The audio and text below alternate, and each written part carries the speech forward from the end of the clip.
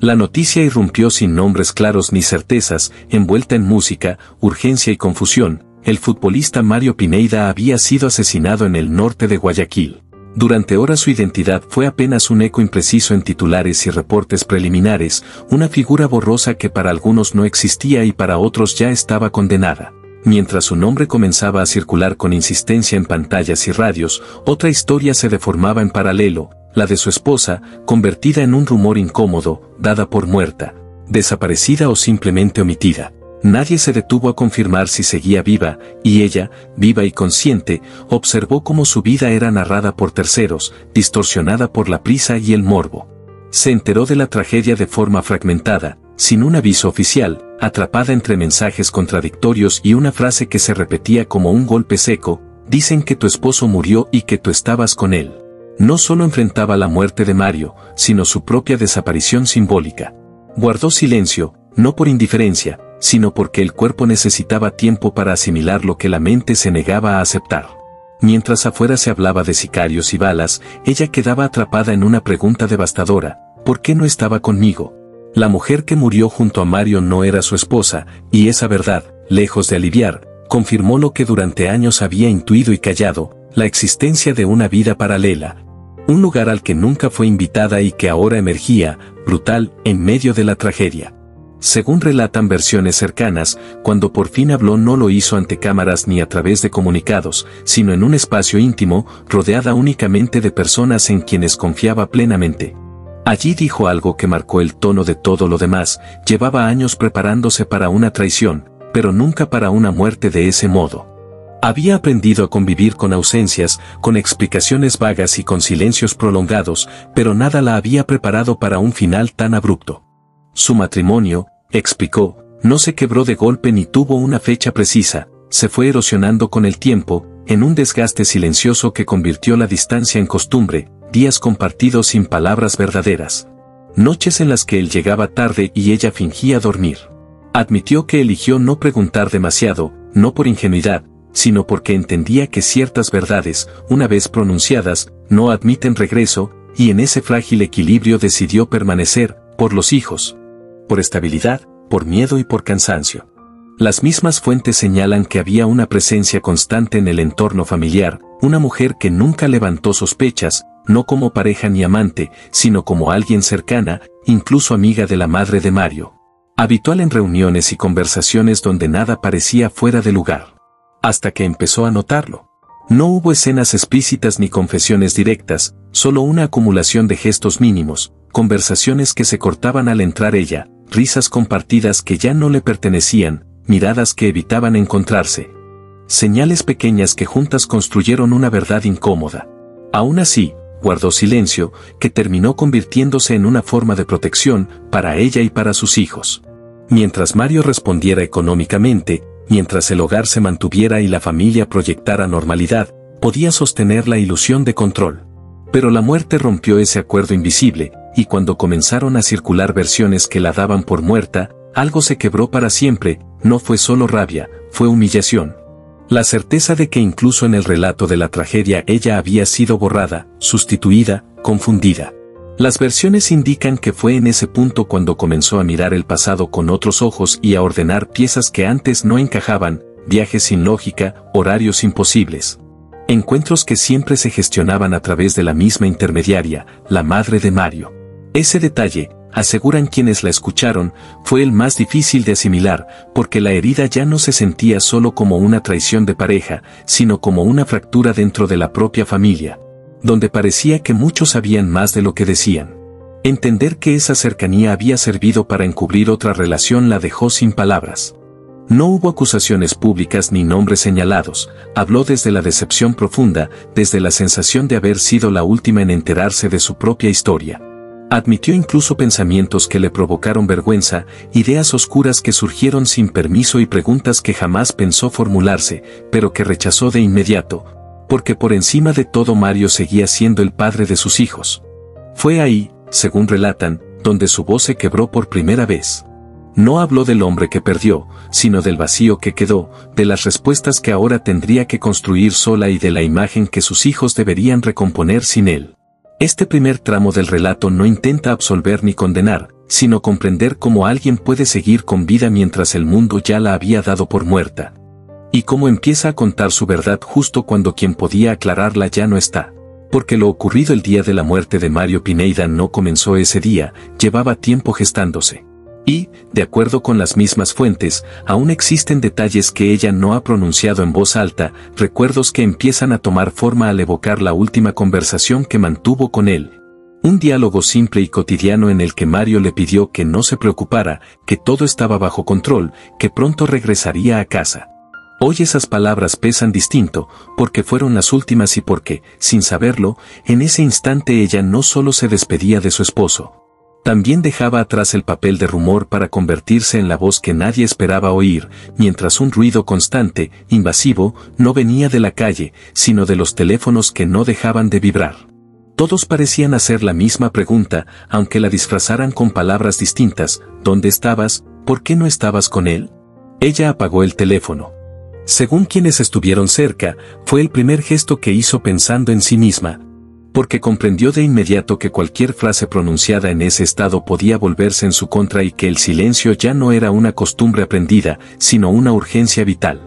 La casa estaba desbordada, demasiado llena de gente que entraba y salía, de voces que intentaban consolar sin saber cómo hacerlo, de miradas que se esquivaban para no sostenerse más de lo necesario.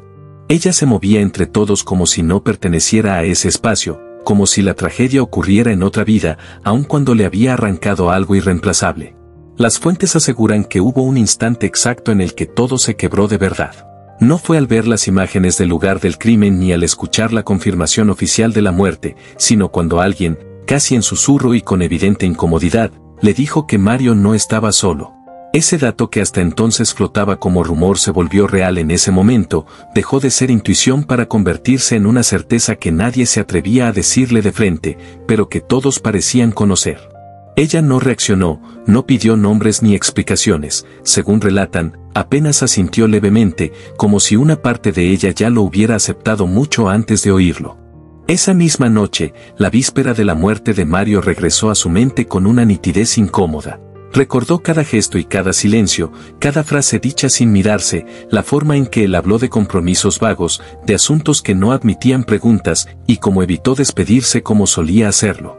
No hubo beso ni promesa de regreso, solo una frase seca y automática, una de tantas que ella había aprendido, con el tiempo, a no cuestionar.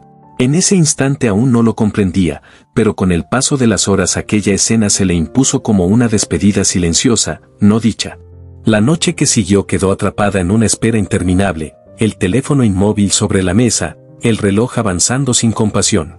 Según relatan, intentó dormir y no pudo. Se levantó una y otra vez, volvió sobre mensajes antiguos y buscó señales que durante años había decidido no ver. Fue entonces cuando el nombre de esa mujer empezó a ocuparlo todo, no como una prueba directa ni como una confesión abierta, sino como una presencia persistente que ahora encajaba en cada recuerdo.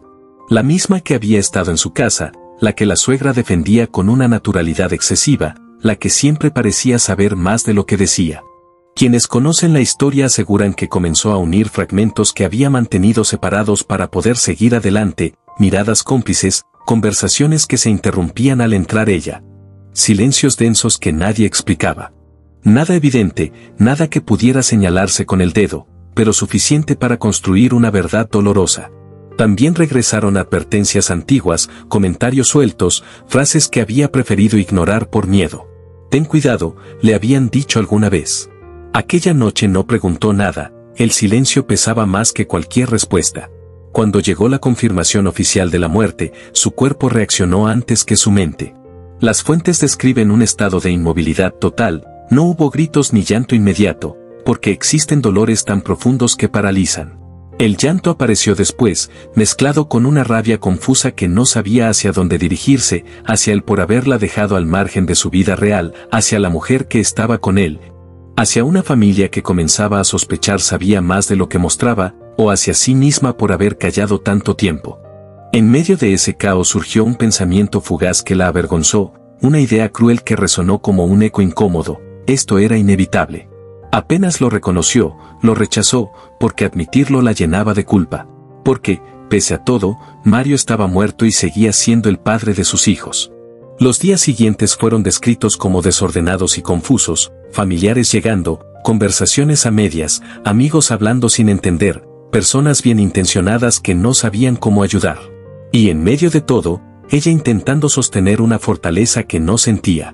Cuando el dato de que Mario murió acompañado comenzó a circular públicamente, el dolor dejó de ser el mismo y tomó otra forma. Ya no se trataba únicamente de la pérdida, sino de la humillación, de la exposición brutal, de ver cómo su intimidad hecha pedazos se transformaba en tema de conversación nacional. Ese fue, según las fuentes, el golpe más devastador, descubrir que el país entero hablaría de la muerte de su esposo sin conocer nada de la vida que existía puertas adentro, de los silencios pactados, de los acuerdos no dichos, de las renuncias que ella había asumido para sostener una estabilidad frágil. En esos días volvió a elegir el silencio, no como gesto de respeto, sino como mecanismo de supervivencia. Sabía que cada palabra podía ser torcida, interpretada, usada en su contra, que una verdad incompleta podía herirla más que protegerla.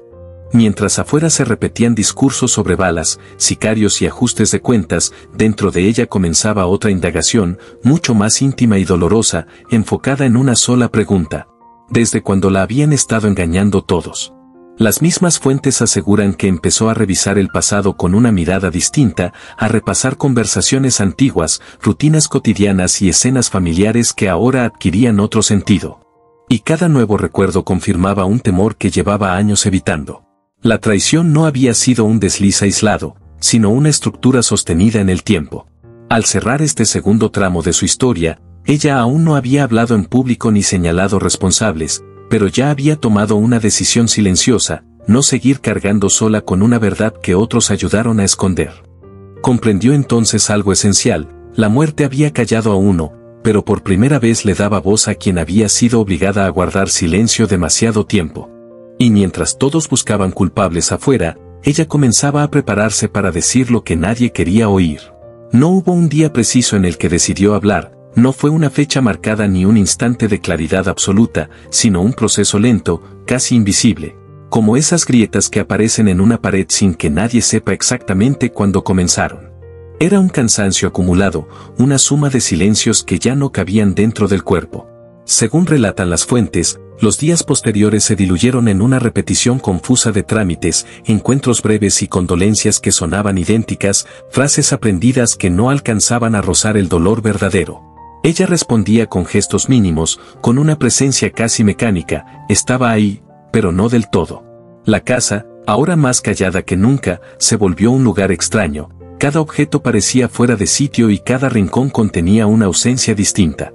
Cuentan que hubo noches en las que se sentaba a oscuras, sin encender luces, escuchando sonidos antes invisibles, el zumbido del refrigerador, el viento colándose por alguna rendija, el eco de pasos que ya no estaban. En ese silencio comenzaron a surgir las preguntas más difíciles, no las que otros le hacían, sino las que se formulaba a sí misma, interrogantes que no buscaban respuestas inmediatas, sino entender cómo había llegado hasta allí. ¿Cuándo dejó de reconocerse en su propia vida? ¿En qué punto el amor se transformó en rutina? ¿Desde cuándo empezó a vivir a medias? Las fuentes aseguran que entonces comenzó a escribir con mayor frecuencia, no como un ejercicio consciente de terapia, sino por necesidad, frases sueltas, recuerdos desordenados, pensamientos que no se atrevería a pronunciar en voz alta. Escribir se volvió la única forma de no derrumbarse por completo. En esas páginas, Mario aparecía de múltiples maneras, no solo como el hombre que murió, sino como el que fue antes de la distancia, el que reía sin esfuerzo, el que prometía cosas simples, el que alguna vez estuvo presente. Recordarlo así dolía más que pensar en la traición, porque, según confesó en confianza, el problema no era solo la existencia de otra mujer, sino haber sido desplazada lentamente sin advertirlo. Quedar al margen de decisiones que afectaban su propia vida y ser la última en enterarse de su propia historia. Las mismas fuentes coinciden en que la figura de la familia volvió a ocupar un lugar central en sus pensamientos, no desde el reproche abierto, sino desde una decepción profunda. Encuentros cortos, conversaciones medidas, miradas que evitaban sostenerse demasiado tiempo, nadie decía nada, pero todo estaba dicho. No hablaban de la muerte ni del ataque, hablaban de la mujer, y cada vez que el tema aparecía, la evasión era inmediata, casi protectora, como si nombrarla fuera más peligroso que cualquier otra cosa. Ese silencio ajeno terminó de confirmar lo que ella ya intuía desde hacía tiempo: no solo había sido engañada, también había sido apartada. Comenzaron a llegar mensajes extraños, algunos envueltos en una falsa preocupación: piensa en tus hijos, no remuevas el pasado, deja que todo se enfríe.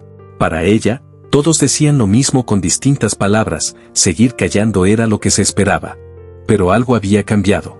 Según las fuentes, el miedo empezó a mutar, no desapareció, pero dejó de gobernarla cuando comprendió que el silencio no la protegía, solo prolongaba una versión de la historia en la que ella no existía. Mientras tanto, la investigación oficial avanzaba con un lenguaje frío y distante, lleno de términos técnicos, declaraciones y procedimientos que no conectaban con nada emocional. Sentía que hablaban de un cuerpo, no de una vida compartida. En uno de esos momentos, cuentan, escuchó por primera vez que la muerte de Mario podía estar ligada a asuntos que jamás le fueron contados: negocios, deudas, vínculos peligrosos. Esa posibilidad le provocó una sensación contradictoria, un alivio incómodo al pensar que quizá no todo giraba en torno a ella y, al mismo tiempo, una rabia profunda por haber quedado excluida incluso de esa verdad. En su relato indirecto, reconoció algo que nunca se atrevió a decir en público: hubo instantes en los que pensó que la muerte había sido la consecuencia inevitable de una vida construida sobre secretos. Pensarlo la inundaba de culpa, negarlo, de rabia. Vivir atrapada entre esas dos emociones se volvió parte de su rutina diaria. Según coinciden las fuentes, su mayor conflicto no fue perdonarlo a él, sino perdonarse a sí misma por haber aceptado menos de lo que merecía, por haber confundido estabilidad con felicidad, por haber creído que callar era una forma de amor. Habló también del miedo al juicio, al señalamiento constante, a esas preguntas que nunca se formulan con buena intención: ¿por qué no se fue antes? ¿Por qué se quedó? ¿Por qué no vio lo evidente? Miedo a cargar con la culpa de una historia que no escribió sola. Pero ese temor empezó a perder fuerza cuando comprendió algo esencial: ya estaba siendo juzgada incluso en silencio, y hablar, aunque doliera, al menos le permitiría recuperar una parte de sí misma. En los días finales de este proceso, relatan, comenzó a ensayar su verdad, no una versión total ni una confesión definitiva, sino una verdad fragmentada, medida, dicha por partes. Como quien prueba el agua antes de sumergirse. No buscaba venganza ni destruir recuerdos, buscaba algo más simple y a la vez más difícil: que su historia no fuera contada únicamente desde afuera, que su dolor no quedara reducido a una nota marginal, que su nombre dejara de ser un rumor. Al cierre de este relato no hay declaraciones explosivas ni responsables señalados con nombre propio, no hay justicia cerrada ni explicaciones concluyentes, solo una mujer en pie, en el centro de una historia que no eligió, decidiendo cómo y cuándo decir lo que sabe. Porque la muerte de Mario Pineda cerró una vida, pero dejó demasiadas puertas abiertas, puertas que no conducen a respuestas claras sino a nuevas preguntas. Puertas que no se cierran con comunicados ni con el paso del tiempo y que seguirán ahí incluso si nadie se atreve a cruzarlas. Y mientras todos continúan preguntándose cómo murió él, la historia queda suspendida en algo mucho más inquietante: ¿qué pasará cuando ella termine de hablar? O si, en realidad, esta historia nunca tuvo un final. Y así, entre silencios y verdades a medias, esta historia sigue abierta. Si quieres conocer cada detalle y no perderte lo que aún falta por salir a la luz, suscríbete al canal, dale like al video y activa la campanita para seguir acompañándonos en cada capítulo.